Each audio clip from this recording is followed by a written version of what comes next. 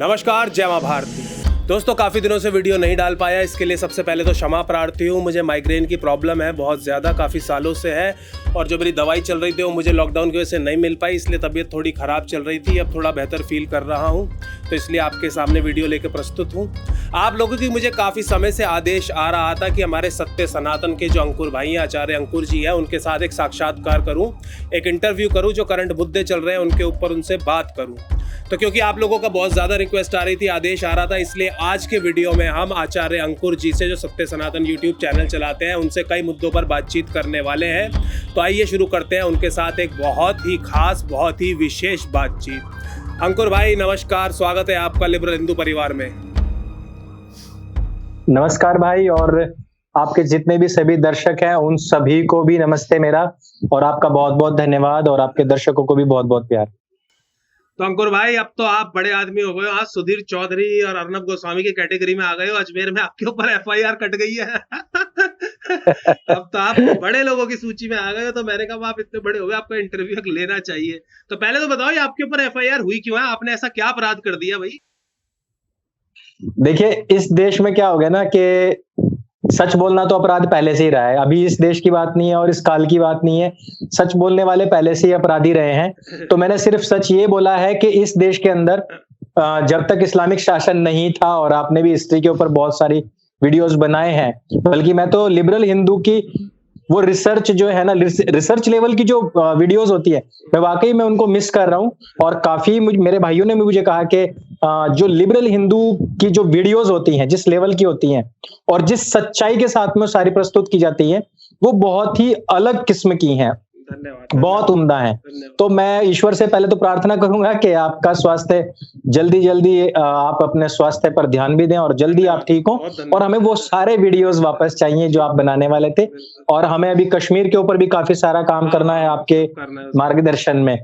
और सच्चाई की बात यह है कि हमने सिर्फ इतना कहा कि हम लोग ये कह रहे हैं कि भाई अंतिम शासक जो थे, हिंदू शासक पृथ्वीराज चौहान जी थे। और पृथ्वीराज चौहान जी क्यों थे?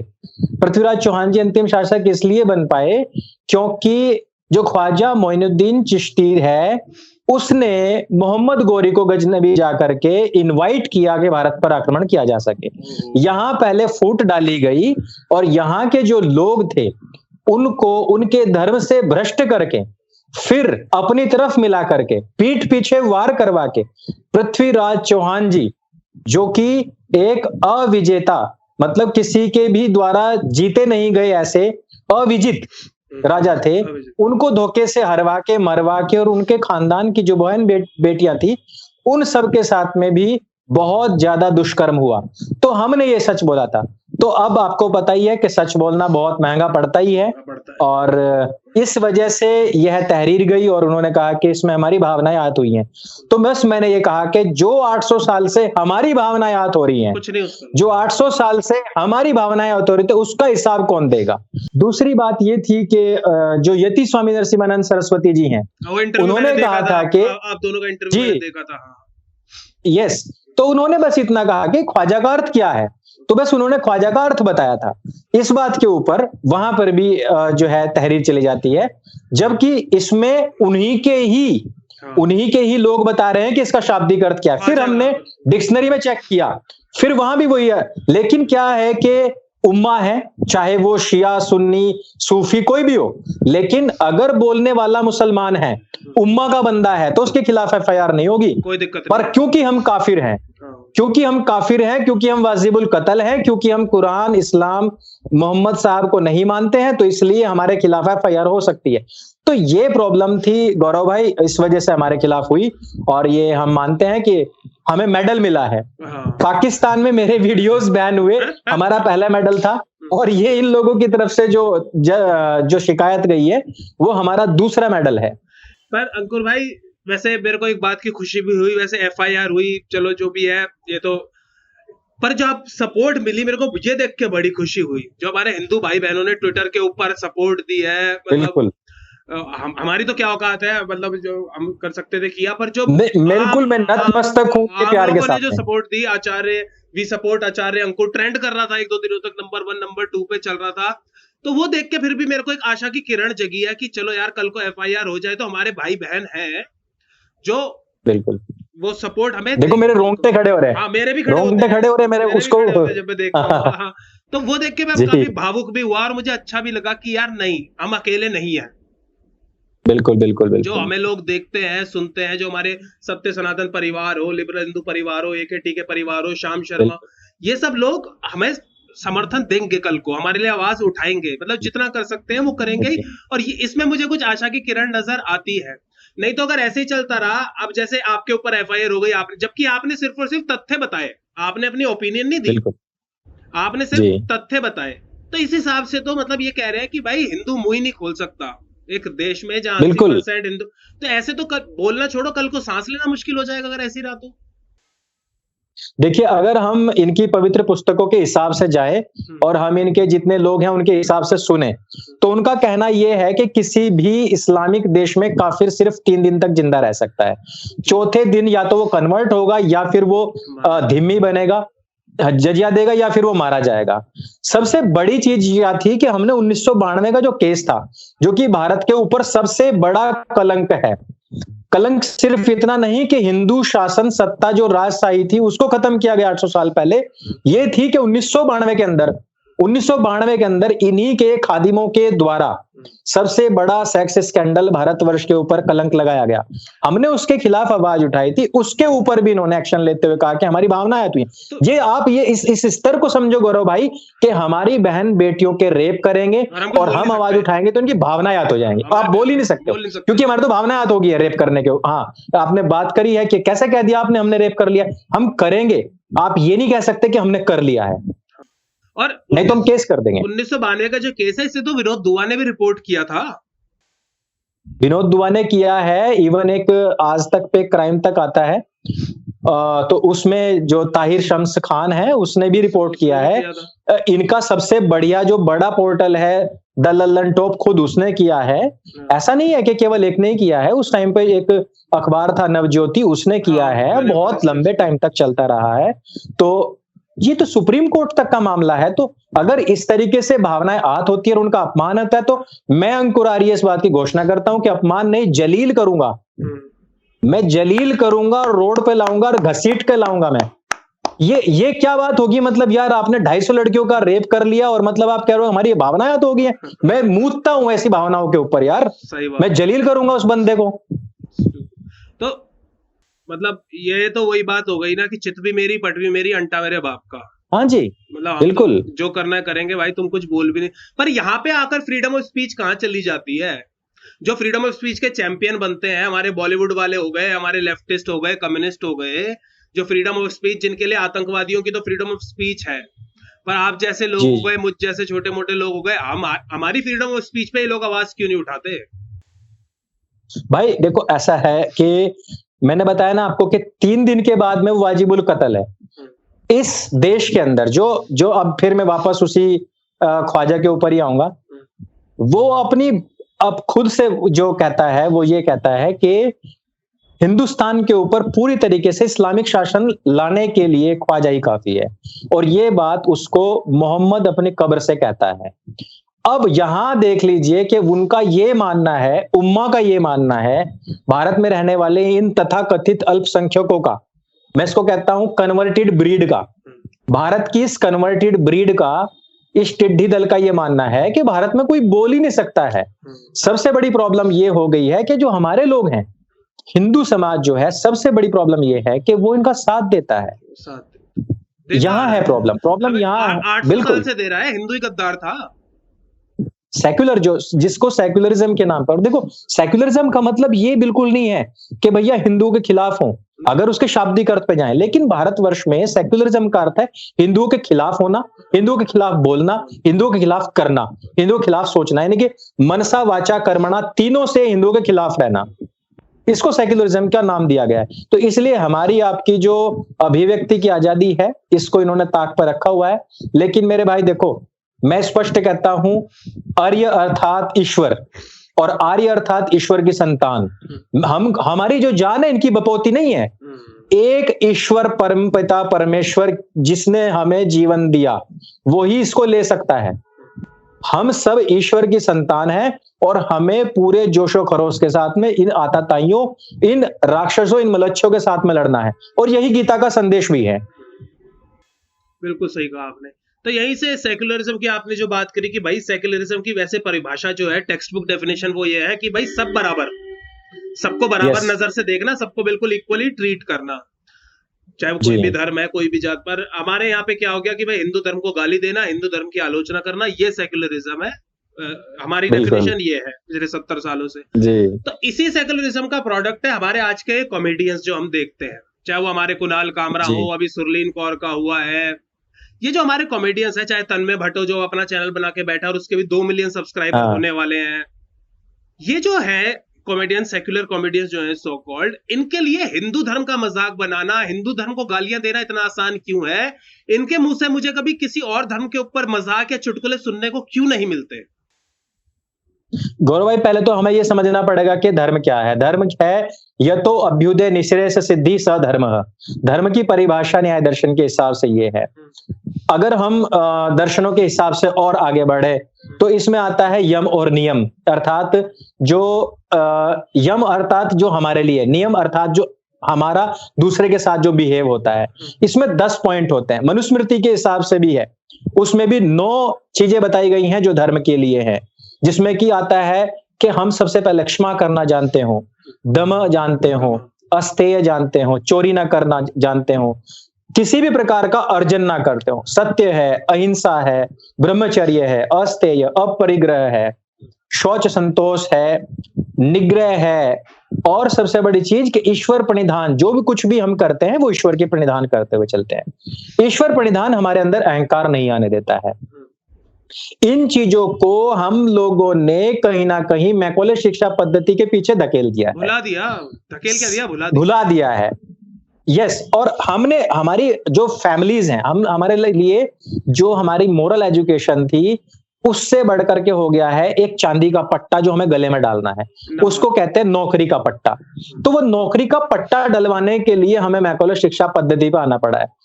गौरव भाई, मैं इसको और डिटेल में ले जाना चाहता हूं थोड़ा सा, कि ये जिस टाइम पे हमारे यहाँ अंग्रेजी शासन था, बहुत सारे लोग जानते हैं, लेकिन हमारी जो नई पीढ़ी है वो इस बात को नहीं जानती है। जब हमारे यहाँ पर अंग्रेजी शासन सत्ता आई तो उनको जो अपनी फैक्ट्रीज थी, जो हम जिसको हम कहते हैं ना कि औद्योगिकरण जब हुआ ये 17वीं 18वीं शताब्दी में, तो उस टाइम पे यहाँ बहुत सारा कच्चा माल था, तो इनको यहाँ पे फैक्ट्रियां लगानी थी। अब हर अंग्रेज तो आकर के यहाँ कल कारखानों में काम नहीं कर पाता था, कर भी नहीं सकता था, उनको तो रूल करना था, तो उनको मैन पावर चाहिए थी। अब मैन पावर जो यहाँ की थी ऑलरेडी, वो बहुत स्वाभिमानी थी, और वो अपना खुद का जो स्टार्टअप होता था, अपने खुद के बिजनेसेस जो होते थे, उन पे ज्यादा उनका ध्यान होता था। इवन जिनको आज ये कहा जाता है ना कि जातिवाद, जाति मतलब एक उनका बिजनेस मॉड्यूल, और आप पैदा हुए और आपका ये बिजनेस हो गया है, इसको पहले खत्म किया गया। और आज आप जितने भी देखोगे, जितने भी जिहादी कौम के ये टिड्डी दल वाले हैं, सारे जो हमारे घरेलू बिजनेस थे, वो चाहे लोहार का हो, बढ़ई का हो, चाहे वो कुम्हार का हो, चाहे वो, सारे हमसे छीन लिए गए हैं, सारे के सारे इन लोगों पे चले गए हैं। और इन्हीं लोगों के लोगों ने, और ये जो वास्तव में जो कम्युनिस्ट कॉकटेल, हाथ का काम सारा चला गया हमसे, सारा चला जा चुका है, नक्काशी का, कढ़ाई का, बुनाई का, चित्रकारी का, पेंटिंग का, इवन हमारे मंदिरों के अंदर जो मूर्तियां रखी जा रही हैं, पवित्र मूर्तियां, उनके ऊपर चढ़ के उनको बनाता कौन है? वो एक मुसलमान होता है। उसकी फोटो लेकर बस आपके सामने प्रस्तुत कर दी जाएगी कि देखिए ये सेक्युलरिज्म है, टोपी वाला बना रहा है। लेकिन उस टोपी वाले ने जिस मेरे मूर्तिकार भाई का बिजनेस छीना है, उसके ऊपर कोई बात करने के लिए तैयार नहीं है। इसलिए गौरव भाई, इस दोगलेपन के ऊपर हमें आना पड़ेगा। ये सारा का सारा मैकॉले ने प्लान किया कि किस तरीके से हिंदुस्तान के अंदर जो हम कंपनीज लगा रहे हैं, उसमें हमें एक मैन पावर चाहिए, लेकिन ये सारे लोग तो अपने घरेलू काम करने वाले लोग हैं। सबसे पहले उनके बिजनेसेस को डिस्ट्रॉय किया गया, उनका जो मॉड्यूल था उसको डिस्ट्रॉय किया गया, उनको आपस में जातिवाद के नाम पे भिड़ाया गया, और उनको ये बताया गया कि आप लोग अगर इन कंपनीज में काम करेंगे ज्यादा अच्छा होगा। ईस्ट इंडिया कंपनी स्टार्टिंग ही यहां से होती है उसकी। अब यहां से होता है ये कि आपने एक बच्चे को नौकर बनाना है। अब आप हो बड़े या मैं हूं बड़ा, मैंने आज तक नौकरी नहीं करी, तो मैं अब आकर के नौकरी नहीं कर सकता। मेरे को वो नौकाम नौकरी के और 10वां हाजी का वो आएगा ही नहीं, मेरे से होगा ही नहीं वो। बट आप एक बच्चे को, एक नरम पौधा जो होता है ना, उसको बचपन से जिस तरफ मोड़ना चाहे उस तरफ वो मुड़ सकता है। बोनसाई बनाते हैं, बोनसाई को इसी तरीके से तैयार करते हैं क्योंकि टहनियां नरम होती हैं। जब पेड़ बड़ा हो जाएगा वो टूट जाएगा लेकिन वो मुड़ेगा नहीं, आपके कहने से आपकी धारा में नहीं चलेगा। वो बच्ची है छोटी सी, अब हमारे परिवारों में है जो बड़ी माताएं हो चुकी हैं, आप उनको छोटे कपड़े स्कर्ट आदि नहीं पहना सकते जो ऑफिसेज में पहनी जाती हैं। बट आप एक छोटी बच्ची है, आपकी मेरी छोटी बच्ची है, हम उसको बचपन से आदत डाल रहे हैं, स्कूल भेज रहे हैं और उसको स्कर्ट पहना रहे हैं। अब बच्ची का जो लेवल है वो यहीं से तैयार हो गया है। एक बच्चे को आपने शुरुआत से ही गले में टाई है, कोट है, क्रीज वाली पैंट है और बढ़िया सूटेड बूटेड करके पॉलिश करके जूते पहना के yes sir no sir data भरना, ये करना वो करना, बचपन से जो नौकरी के काम है उसकी आदत स्कूल में डालाई जा रही है। अंग्रेजों का क्लोन बना रहे हैं हम बचपन से ही, क्लोन बनाया गया यहाँ पे। बच्चे को जो आपने पूरा जो सिखाया है, आप ये देखिए कि एक बच्चा, छोटा बच्चा, आप मॉड्यूल खड़ा करिए अपने सामने, आप उसकी ड्रेस देखिए और फिर ऑफिस जाने वाला बड़ा बंदा सामने देखिए, दोनों में कोई डिफरेंस नहीं है। उस बच्चे को डमी से स्टार्ट किया गया और यहां पे लाके उसको रोबोट बनाया गया है। इस पूरे चक्कर के अंदर हम जो अपने धर्म के नियम हैं उन सबको भूले हैं। हम आज धर्म भूल चुके हैं, अर्थ और काम के पीछे लगे हुए हैं, मोक्ष तो हम जानते ही नहीं है। तो इस वजह से जो हमारे 4 धर्म है, जो हमारे 4 कर्तव्य हैं बड़े, जिनको कहा गया है कि धर्म अर्थ काम मोक्ष, अर्थात धर्म करो, धर्म पूर्वक अर्थ का उपार्जन करो और उससे फिर धर्म का पोषण करो और फिर अपनी कामनाओं की पूर्ति करते हुए मोक्ष की प्राप्ति करो। लेकिन अब काम को हमने काम वासना समझ लिया है और अर्थ का मतलब हमने सिर्फ और सिर्फ पैसा समझ लिया है। कैसे भी चाहे बाय हुक और by crook, at any rate हमने बस पैसा चाहिए, हमने मर्सिडीज चाहिए। तो जब हमने अपने मूल्यों को इस तरीके से गिराया है, जब हमने अपने भगवान के साथ धोखा कर दिया गौरव भाई, तो अब हम क्या सोचेंगे कि हमारा क्या उत्थान होगा? जब हमने अपने देवी देवताओं का अपमान किया, बाजार में रख कर उनको बेच लिया, खरीद लिया, उनको जरा सा नाक कान टूटे तो पीपल के पेड़ के नीचे फेंक दिया, जरा सा कैलेंडर इधर उधर हुआ तो पीपल के नीचे फेंक दिया। रोड साइड मैंने दिल्ली के अंदर देखा है कि भरे हुए मिलते थे, हमारे पीछे पार्क में मिलते हैं। हाँ, जब हिंदुओं ने, जब हमने खुद ने अपने भगवान का अपमान किया, उसके चरित्र को लांछन लगाया, उसके चरित्र को, मैं इस पर बात पर बाद में आऊंगा किस तरीके से हमारे जो कथावाचक है उन्होंने किस तरीके से लांछन लगाए हैं।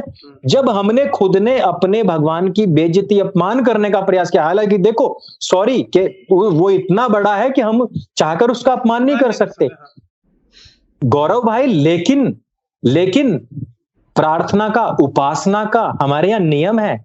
जब हम प्रार्थना उपासना करके उसका वरदान प्राप्त कर सकते हैं, उसकी छत्र छाया प्राप्त कर सकते हैं, उसकी पॉजिटिव जो वेव्स है वो प्राप्त कर सकते हैं, तो अपमान करके नेगेटिव क्यों नहीं मिलेगा? ये तो बताइए ना आप। हम उसके खिलाफ बोल, हिंदुओं ने अपने ट्रैक से कटे हैं, हिंदुओं ने अपने ईश्वर का स्वयं अपमान करा और कराया है, आक्रांताओं के चरणों में झुके हैं। आज मुझे बड़ा अफसोस होता है कि लोग दरगाहों पे जाके मत्था टेक रहे हैं, लोग मरे हुए लोगों की हड्डियों, और देखो गीता जी में स्पष्ट लिखा हुआ है कि जो इन पितरों को, अर्थात जो मर चुके लोग उनको पूजते हैं वो पितरों को ही प्राप्त होते हैं। लेकिन हिंदुओं ने अपने ग्रंथ भूले। अब मैंने ये नहीं कह रहा कि आप वेद पढ़ो, गीता पढ़ो, मैं ये नहीं कह रहा कि आप वेद पढ़ो, उपनिषद पढ़ो, दर्शन पढ़ो और आप बहुत सारे ग्रंथ पढ़ो। मैं सिर्फ ये कह रहा हूं कि गीता जी सब उपनिषदों का निचोड़ यार 18 अध्याय, केवल 700 श्लोक है, आप उनको पढ़ लो बस।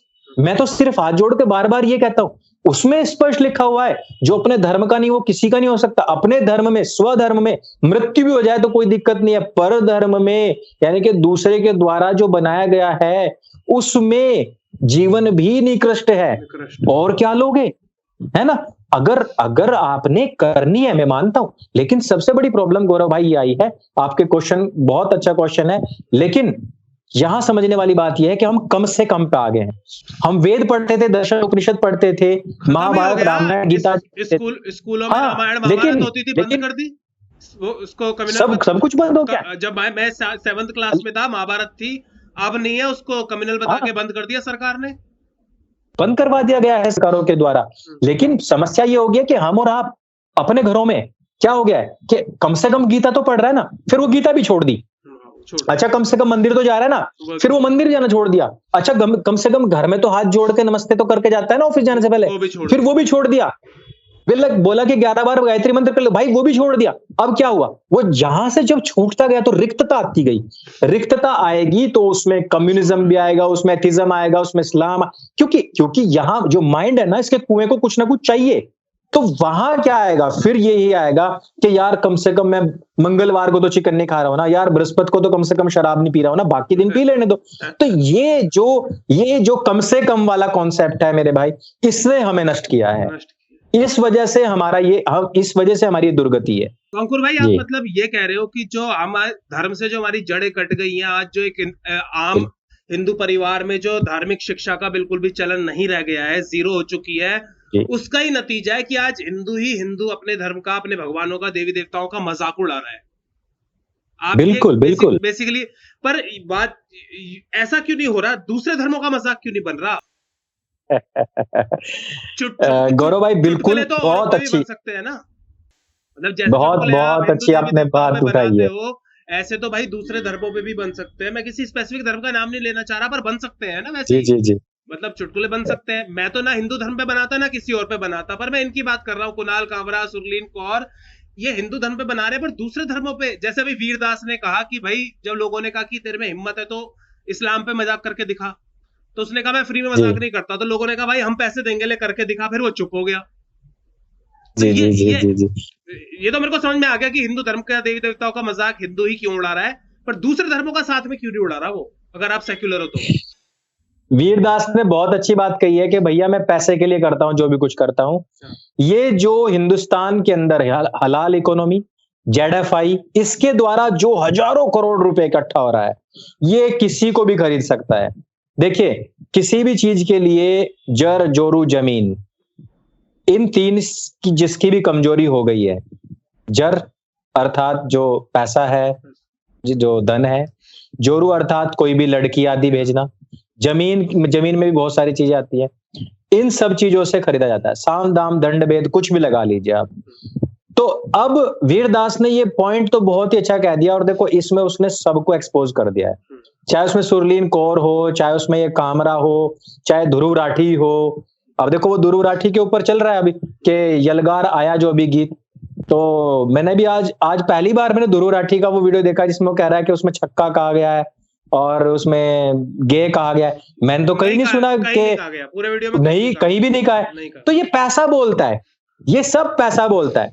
तो आपको जो मिला हुआ पैसा है ना, ये आपको जितना झूठ बुलवा देता है कि धर्म तो छोड़िए, वो तो 5000 साल पहले स्क्रिप्चर्स के ऊपर बोली है। सुरलीन कौर जो बोली है वो 5000, 1000, 2000 साल पहले जो किताबें आई होंगी उसके ऊपर बोली होगी, कामसूत्र के ऊपर बोली है। इस्कॉन वाले जो किसी कुछ कहते ही हाँ, लेकिन वो उसने खजुराहो और कामसूत्र की जो बात की है, मान लो 1000 साल पुरानी बात है, बट ये तो अभी इसने कुछ हफ्ते पहले वीडियो डाला था ना, उसमें तो उसने कहा ही नहीं था ऐसा, तो पर उसमें भी झूठ बोल दिया ना। तो आप ही सोचो कि 1000 साल पहले अगर कुछ हुआ हो तो उस पर कितना झूठ बोल सकते हैं पैसे के लिए। तो वाकई में देखिए सबसे बड़ी प्रॉब्लम ये है गौरव भाई, हमारे जो मंदिर हैं, हमारे जो मठ हैं, उसमें हम श्रद्धा से हजारों करोड़ रुपए दान दे के आते हैं। वो हजारों करोड़ रुपया सरकार में जाता है, वहां से उसमें चर्च बनेंगे, मस्जिद बनेंगी, मदरसे बनेंगे, और फिर वहां जो मुफ्ती बैठे हुए हैं, जो शिक्षक बैठे उनका पैसा जाएगा, हमारा पैसा वहां जाता है। जेडएफआई का पैसा 50,000 करोड़ रुपए से ऊपर, किसी किसी राज्य का बजट नहीं है इतना, केवल हिंदुस्तान के अंदर की बात कर रहा हूं मैं। जकात फाउंडेशन ऑफ इंडिया ये जो है 50,000 करोड़ रुपए से ऊपर अपनी इस तादाद से इकट्ठा करता है। आपके धर्म को नष्ट करने के हेतु हर एक एंगल से काम चल रहा है। अब आप उस बात को आज समझें या कल समझें, जब आपके ऊपर तलवार होगी और वो कहेगी या तो खतना कटवा ले और या तो गर्दन कटवा ले, आपके सामने दो ही रास्ते हैं। भाई ऐसा हम कहते, मेरे को लोग कहते हैं यार तुम कहते हो, मैंने भी एक दो बार जो आप ये कह रहे हो कि भाई कल वो दिन दूर नहीं है जब हमारी गर्दन पे तलवार होगी और हमारे पास ऑप्शन होगी कन्वर्ट हो जाओ या मरो। तो जब मैं ये बात करता हूँ लोग कहते हैं भाई तुम डर फैला रहे हो, ऐसा नहीं होगा, पर ऐसा हो चुका है।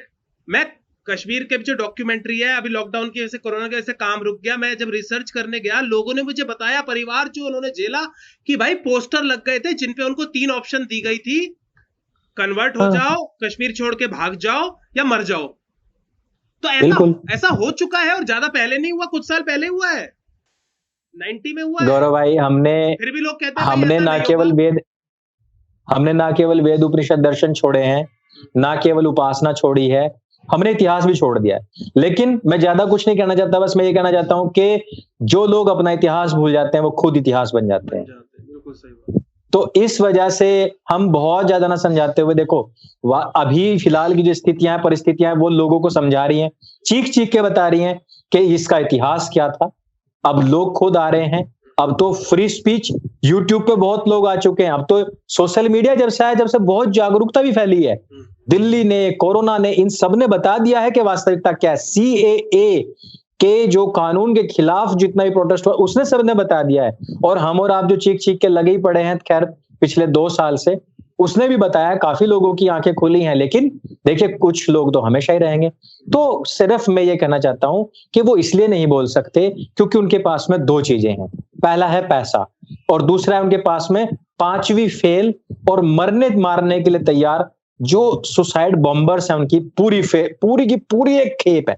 मतलब वो आपको खरीद सकते हैं, वो आपको धमका सकते हैं, डरा सकते हैं, या फिर आपका कमलेश तिवारी बना सकते हैं।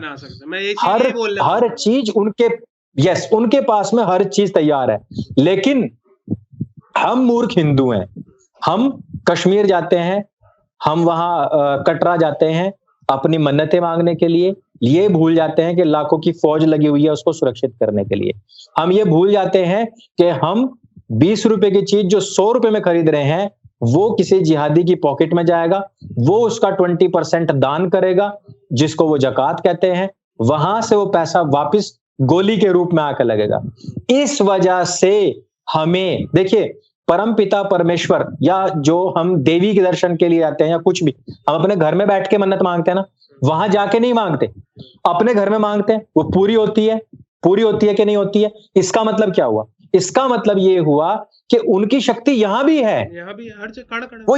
हाँ, हमने फोन करके नहीं कहा उधर कटरा में कि हमारी ये मन्नत पूरी होगी नहीं होगी। देखिए, हमारे खुद की जुबान पर सरस्वती एक बार बैठती है। हम जिस टाइम पे पूरी तरीके से उन पॉजिटिव वेव्स में होते हैं ना, तो जब हम मन से कुछ भी मांगते हैं, तो हमारे मन की शक्ति, हमारा परमेश्वर जो हमेशा हमें देख रहा है, वो उसको पूरा ही करता है। और गीता जी में तो कहा है कि कर्म कर, फल की इच्छा मत कर। जो फल की इच्छा करता है वो उसका परम भक्त नहीं कहलाता है। लेकिन फिर भी मैंने मान लिया कि आपने इच्छा की और वो पूरी हो गई, तो उसके लिए आपको जिहादियों की पॉकेट भरने की आवश्यकता क्या है? उसके लिए आपको मस्जिदें बनवाने के लिए वहां मंदिरों में दान देने की आवश्यकता क्या है? आप पहले एकजुट होकर सरकार पर दबाव बनाएं कि हमारा जितना पैसा होगा हमारे गुरुकुल में जाएगा। आप निर्धारित करें हमारा बच्चा एकेडमिक जाएगा, लेकिन 3 साल उसके लिए, जिस तरीके से अभी आर्मी की ट्रेनिंग हुई है कि 3 साल कोई भी ले सकता है, इसी तरीके से हमारी धार्मिक शिक्षाएं अदालत में खड़े होके, कोर्ट कहता है गीता पे हाथ रख के जी शपथ खाओ कि मैं जो बोलूंगा सच बोलूंगा, सच के सिवा कुछ नहीं बोलूंगा। अरे भाई, ये तो बता दे गीता में लिखा क्या है। अब मेरा बच्चा जानता नहीं है कि उसमें लिखा हुआ क्या है, लेकिन आप कह रहे हो कि उसमें जो भी कुछ लिखा हो या ना लिखा हो मुझे नहीं पता, बट मैं, हाँ, अरे उसके अंदर है क्या भाई? पहले ये तो सोच लो, पहले ये तो पूछ लो। वो संदेश है कि जिसने धर्म के लिए अपने भाइयों तक को ना बख्शो। यदि धर्म के ऊपर आँच आई है तो अपने भाइयों तक को ना बख्शो, वो उपदेश उस गीता में है। आपने वो तो पढ़वाया ही नहीं है। सुप्रीम कोर्ट से मैं कहना चाहता हूं कि इस तरीके के डबल स्टैंडर्ड्स को हमें इस समय बचना चाहिए, और जो भी आर्टिकल, जो भी कुछ लगे हुए हैं, वो 30A हो, 25 हो, इन सब के ऊपर पुनर्विचार होना चाहिए और कहना चाहिए कि पहले उन बच्चों को पढ़ाओ कि गीता जी में क्या लिखा हुआ है, तब जाके वो इसके लिए तैयार हों। तो धार्मिक शिक्षा होना अत्यंत आवश्यक है। सब हिंदुओं को एकजुट होकर कहना चाहिए, सरकार के ऊपर दबाव बनाना चाहिए कि हम तब तक मंदिरों के उसमें जो भी कुछ दान दिया है उसको बिल्कुल नहीं निकलने देंगे जब तक उसका पूरा पैसा हमें धार्मिक शिक्षा देने वाले गुरुकुलों में ना लगे। आप तो बात कर रहे हो, हमारी तो प्रॉब्लम ये है ना, हम तो अंग्रेजों से भी ज्यादा अंग्रेज हो गए हैं। अब भगवत गीता आज की डेट में जर्मनी के स्कूलों में पढ़ाई जा रही है, वहां योगा हो रहा है, पर अगर यहाँ स्कूलों में पढ़ा रहे हो और योगा करवाओ तो कहेंगे देखो सांप्रदायिक हो गया, सांप्रदायिक हो गया, सांप्रदायिक हो गया। यहाँ पे तो तुरंत बिल्कुल बिल्कुल यहाँ पे तो ये पंगा हो गया है ना। अब आप बात कर रहे हो कि जो हम कहे कि हमारा पैसा जो है वो धार्मिक शिक्षा में जाएगा, पर हमारा पैसा तो जिहादियों के लिए केस लड़ने में जा रहा है, अदालतों में यस आतंकवादियों को सजा से बचाने में जा रहा है, हलाल इकोनॉमी के जरिए। बिल्कुल। हम हर चीज हाँ जो हाँ खरीद हाँ, रहे हैं वो ये हलाल पॉइंट बहुत सर्टिफाइड अच्छा। है। हम हर चीज जो खरीद रहे हैं वो हलाल बिल्कुल सर्टिफाइड है।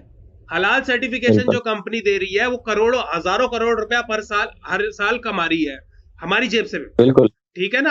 बिल्कुल बिल्कुल। क्योंकि जो कंपनी हलाल सर्टिफिकेशन के लिए फीस दे रही है वो तो उसे प्रॉफिट में इंक्लूड करके हमारी जेब से ही ले रही है ना। हमसे लेगी। चाहे आईटीसी बिल्कुल हो, एचयूएल हो, कोई इंडियन रेलवेज जो हर प्रोडक्ट खरीदती है, और इंडियन रेलवेज हजारों करोड़ रुपए के प्रोडक्ट खरीदती है हर साल, वो सारा हलाल जी सर्टिफाइड है।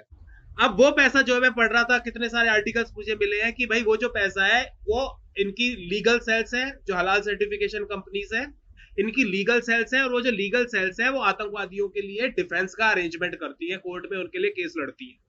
तो बिल्कुल। इस पे कैसे रोक लगाई जाए? ये तो अनर्थ हो रहा है, मतलब ये तो अंधेर नगरी चौपट राजा हो गया है। इसको गौरव भाई हमें इस तरीके से समझना चाहिए कि औरंगजेब के जमाने में एक जजिया होता था, और वो जजिया हिंदुओं को देना पड़ता था, और वो इस तरीके से हुआ करता था कि वो उनको धीमी बना के रखते थे हिंदुओं को, और अगर आपने जजिया नहीं दिया तो आपके घर से जो कन्या है, कुमारी कन्या है, उसको उठा ले जाता था। तो ये बहुत ज्यादा रहा है लोगों के अंदर इस बात का।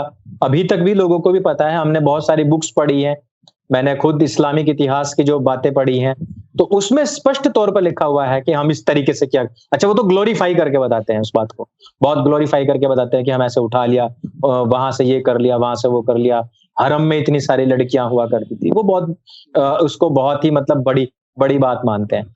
ये जो हम आज हलाल सर्टिफिकेशन के नाम पे जो पैसा दे रहे हैं, ये वही जजिया है। देखिए, कहने के लिए स्वतंत्र भारत है, लेकिन हर हिंदू जजिया दे रहा है, हर हिंदू आज भी जजिया दे रहा है। और इवन सिर्फ इतनी सी बात नहीं है, अभी आप जितने, मैंने मजारों का भी जिक्र किया था, वहां भी पैसा चढ़ा रहा है। इवन यही बात नहीं है, जितने भी इनके जो अलग अलग वो बने हुए हैं, ट्रस्ट बने हुए हैं, वहां तक हिंदू पैसा दे रहा है। आप ये देखिए, एक टुंडा टुंडा करके था, बम बनाता था वो, सलीम टुंडा, उसका, हाँ हाँ, टुंडा। अब उसके ऊपर कितने सारे केसेस थे, उसके ऊपर बताया जा रहा है कि सिर्फ 2 केस बचे हैं, बाकी सब में से उसको फारिग करा लिया गया है जब ना। उसको नाम तो दिया था, ये उसको उपनाम दिया था डॉक्टर बम। डॉक्टर बम, इतने अब वो डॉक्टर बम, हाँ, अब वो डॉक्टर बम जो है, जब उसका जो पेरोल था और वो जो लास्ट डे था, उससे पहले वो वहां से निकल जाता है, कानपुर पहुंच जाता है, वहां की एक मस्जिद से के बाहर से वो पकड़ा जाता है। उसकी तैयारी चल रही थी कि उसको वहां से पाकिस्तान भगाया जाएगा। कौन कर रहा था उसकी तैयारी? सही बात है ना, इंडिया में है, कानपुर की मस्जिद में है, वहां वो घूम रहा है, कौन कर रहा था उसकी तैयारी? कहां से आया वो सारा का सारा पैसा? हमारी और आपकी जेब से। अर्थात हिंदू आज भी इस हलाल सर्टिफिकेशन के नाम पे जजिया दे रहा है। तो जिन लोगों के अंदर, जिन हिंदुओं को थोड़ी सी भी, मैं कहता हूं थोड़ी सी भी मन के अंदर गैरत है, जिन हिंदुओं को थोड़ा सा भी अपने पूर्वजों के बारे में भान है, जिन हिंदुओं को थोड़ा सा भी उनका दर्द का भान है, देखिए मैं अपने सब पूर्वजों के दर्द को, उनकी चीख पुकार, उनकी पूरी हिस्ट्री को सुबह उठते ही सबसे पहले याद करता हूं। मैं अपने अच्छे दिन बिल्कुल याद नहीं करता।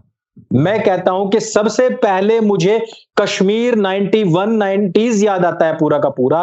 मुझे उसके बाद में जो कुछ पंजाब में हुआ वो सारा याद आता है, केरल में जो हुआ वो याद आता है, जो मस्केर यहां खुद पूरे भारतवर्ष में हिंदुओं का हुआ है, जो मोहनदास करमचंद गांधी की हत्या के बाद महाराष्ट्र में हुआ है, ये सारा मुझे याद आता है। मुझे पाकिस्तान याद आता है, अफगानिस्तान याद आता है, मुझे हिंदू कुश याद आता है। मैं क्यों ना याद करूं? मुझे बुद्ध की टूटती हुई जो मूर्तियां हैं वो याद आती हैं। मुझे याद आता है पृथ्वीराज चौहान जी की जो समाधि बनाई हुई थी अफगानिस्तान में, उसके ऊपर 2 जूते मार के निकला जाता है। मैं सुबह उठकर उस बात को याद करता हूं, क्योंकि ये मुझे जिंदा रखती है, ये मुझे याद दिलाती है कि मेरे जीवन का अस्तित्व क्यों है, वो मुझे याद दिलाती है कि मेरे जीवन का जो उद्देश्य है वो क्या है। हम सुबह उठ के और कुछ नहीं मैंने करना। तो इस वजह से अगर किसी हिंदू में जरा भी गैरत है, भाई सामान खरीदना है, आपके पास में एक सामान है, आपने सिर्फ उसके ऊपर एक सिंबल चेक करना है, सिंबल चेक करना है कि वो हलाल का है या नहीं है। हलाल सर्टिफाइड है, तुरंत ही छोड़ दो, तुरंत फेंक दो उसको। जब तक देखो, बहुत अच्छा था कि आप लोगों ने चाइनीज माल का बहिष्कार किया, लेकिन प्लीज ये हलाल सर्टिफाइड, चाहे वो, मैं सिर्फ इसकी बात नहीं कर रहा हूं, हलाल सर्टिफाइड प्रोडक्ट्स हो, हलाल सर्टिफाइड कथावाचक हो, हलाल सर्टिफाइड धर्मगुरु हो, हलाल सर्टिफाइड शिक्षा हो, हलाल सर्टिफाइड कुछ भी चीज हो, हलाल सर्टिफाइड RND TV जैसे जितने न्यूज चैनल हैं, चाहे उसमें प्रिंट हो, क्विंट हो, ये जितने भी हलाल सर्टिफाइड, सबका बहिष्कार कर डालो। तो वायर है। चाइना के प्रोडक्ट्स का बहिष्कार करने से ज्यादा जरूरी, अंकुर भाई कह रहे हैं चाइना के प्रोडक्ट्स का बहिष्कार करने से ज्यादा जरूरी है हलाल सर्टिफाइड जो प्रोडक्ट है इनका बहिष्कार करना। चाइना तो हमें कल मारेगा, परसों मारेगा, शायद ना चाइना से तो बच जाए, पर ये जो हलाल के पैसे जो जिहाद हो रहा है उससे बचना असंभव है अगर हम पैसा देते रहे तो। अंकुर भाई बिल्कुल भाई, चाइना से हमें बहुत कुछ सीखने को मिला है, चाइना से हम सीख सकते हैं, बहुत सारी चीज सीखते हैं। इन जिहादियों से साला आतंकवाद हम सीखेंगे क्या? इनसे सीखने के लिए है ही क्या? अच्छा, धरती पे इनका एक आविष्कार बता दो, एक, सिर्फ सुसाइड बॉम्बर के अलावा इनका कोई आविष्कार बता दो। बस इन्होंने ये करना है कि सुसाइड बॉम्ब करना है, कहीं भी जाके ये मरना मारना, सिर्फ इसके अलावा कुछ गला रेतना, उसकी वीडियो बनाना, काट के उसको ले जाना, जिभा करना, भावना पाठ करना, इसके अलावा कुछ है नहीं इन्वेंशन। आविष्कार तो छोड़ ही दो, कितने इस्लामिक देश है? 40-50 है मेरे ख्याल से पूरी दुनिया में। 57 बताते हैं, तो 57 बताते हैं, चलो 40 भी मान लो, बाकियों को मुस्लिम मेजोरिटी मान लो, 40-50 जितने, इन सब ने मिलकर आज तक कितनी टॉप यूनिवर्सिटीज बनाई हैं? आप बता दो कितनी यूनिवर्सिटीज है? नहीं है, इनसे ज्यादा नहीं है, नहीं है, नहीं है यूनिवर्सिटीज। वो इजराइल जो 1 करोड़ आबादी का देश है, उसने इनसे ज्यादा बनाई है। इतना सा है, इतना सा देश है, चींटी बराबर में, नक्शे पे ढूंढना पड़ता है मैग्नीफाई करके, है ना। 25% नोबेल अवार्ड अकेले इजरायली लोगों को गए हैं, और चारों तरफ से घिरा हुआ है और इनकी बैंड बजा के रखता है। इनके केवल एक व्यक्ति को मिला था, पाकिस्तान का था, लेकिन वो उसको मुसलमान नहीं मानते थे। हाँ, उसको भगा दिया था, अहमदिया था ना वो, अहमदिया था वो। हाँ। तो ये तो इन टिड्डी दलों का, ये तो इन टटपुंजों का की औकात है, और ये बात करते हैं इतनी बड़ी बड़ी, बट वो बात इसलिए कर लेते हैं क्योंकि हमारे लोग बिके हुए हैं। हमारे लोगों ने जो अपना धर्म है, जो अपने भगवान है, जो अपने रिचुअल्स हैं उनको भूला, जो अपने मूल्य है, अपनी नैतिकता को भूला है, इसलिए। लेकिन आने वाली जो पीढ़ी है गौरव भाई, मुझे अभी से कुछ ऐसी पॉजिटिव वेव्स आ रही हैं, कुछ ऐसी इंट्यूशंस हैं कि वो बहुत कुछ अच्छा करने वाली है, वो बहुत समझदार। ईश्वर करे ऐसा ही हो। बिल्कुल बिल्कुल। नहीं तो कहीं ना कहीं मुझे अंकुर भाई ऐसा लगने लगा था, आप मुझे बताइएगा ये बात सच है या मेरा वहम है, कि मुझे कहीं ना कहीं ऐसा लगने लगा था कि आज की डेट में जो हिंदू बच्चा है, जो एक टीनेज में पहुंचता है, 15, 16, 17 साल का होता है, उसे कहीं ना कहीं भगवान का नाम लेने में, माथे पे टीका लगाने में, मंदिर जाने में शर्म आती है, वो इसको कूल नहीं समझता जी। क्या ऐसा है? हाँ, उसको कूल नहीं लगता है। देखो, मैं तो अभी खैर ये अपनी जो शिखा है बांध ली है, तो वो यहां से यहां तक आती है। तो अब मुझे बहुत सारे लोग हैं वो कहते हैं कि ये कूल नहीं लगता है। फिर मुझे जो बीच में एक मूवी, हाँ वो मूवी आई थी बीच में, कौन सी आई थी, ये रणवीर सिंह की कौन सी मूवी थी, उसके मूछें भी थी और उसकी चुटिया भी थी, नहीं बाजीराव। अच्छा, हाँ, तो उन्होंने कहा कि बाजीराव, तो वो कह रहे हैं कि अच्छा ये वो बाजीराव को कॉपी किया हुआ है। मैंने कहा बेटा मेरी तो बचपन से ऐसी है, जब से मूंछ आई थी वो मूंछ ऐसी की ऐसी है। मेरी शिखा, इनको शिखा का भी नहीं पता, इस शिखा को कह रहे बाजीराव को किया हुआ है। ये तो हालत हो चुकी है हमारी। यस, इन्हें शिखा में ये तो स्थिति है।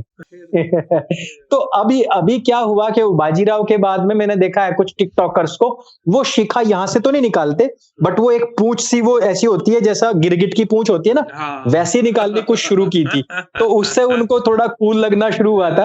और रही बात देखो त्रिपुंड की और तिलक की, मैं आपको क्या ही बताऊं, बस कोई बच्चा, मैंने देखा है कि कोई ही बच्चा, मतलब जिसके फीचर्स भी अच्छे ना हो, और उसको आप यहाँ बड़ा एक अच्छा सा त्रिपुंड लगाइए और यहाँ तिलक लगाइए और पर्सनैलिटी निखर के आती है। मैंने खुद देखा है, और मैं जब साउथ में था, जिन दिनों मैं काफी लंबे टाइम तक रहा हूं, तो वहां तो यही लगाते थे। साउथ के मंदिरों में आप जाके देखिए।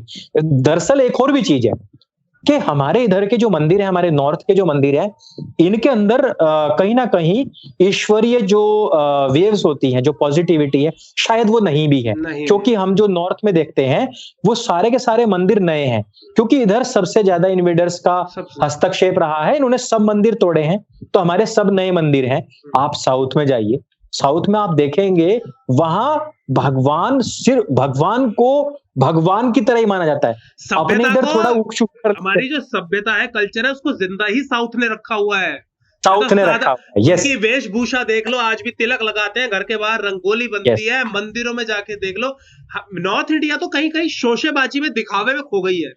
शोशेबाजी ज्यादा है, डीजे बाजी ज्यादा है, फिल्मी गानों के ऊपर भजन बना लेंगे, जागरण कर लिया तो आपका हिंदुत्व कंप्लीट हो गया। बस हाँ। आपने मतलब लड़के को लड़की के कपड़े पहनाए और डांस करा। मैं आऊंगा इसके ऊपर जब हम कथावाचकों की, यदि आप मुझे आज्ञा देंगे, करेंगे, क्योंकि वो एक बहुत बड़ा नहीं, बिल्कुल बहुत बड़ा इशू रहा है मेरी लाइफ का, और बहुत उतार चढ़ाव आए हैं। हाँ। तो ये हम अगर धर्म के ऊपर डिस्कस करें तो और आप देखिए साउथ में वो शोशेबाजी नहीं है, दिल से करते हैं। आप एक और चीज देखिए, हिंदी संस्कृत कहा जाता है कि इधर नॉर्थ की भाषा है, लेकिन वहां तमिल तेलुगु होने के बावजूद आप वहां परंपराएं हैं। आप मुझे नॉर्थ में दिखाइए कोई वेद पाठी परिवार हो तो मैं उसके चरण छूने के लिए जाऊं, और साउथ में आपको हर चौथा घर वेद पाठी मिलेगा। ये मेरा बड़ा बेटा मेरे है। मकान मालिक बैंगलोर में वेद पाठी थे। हाँ, उनके बड़े बेटे को आता था भाई साहब, सुबह सुबह मजा आता था, ऐसा लगता था मंदिर में सो के उठाऊं मैं। और बस दरवाजे के बाहर रंगोली है, आंटी वो कर रही है, इतना अच्छा लगता था, बहुत सुंदर।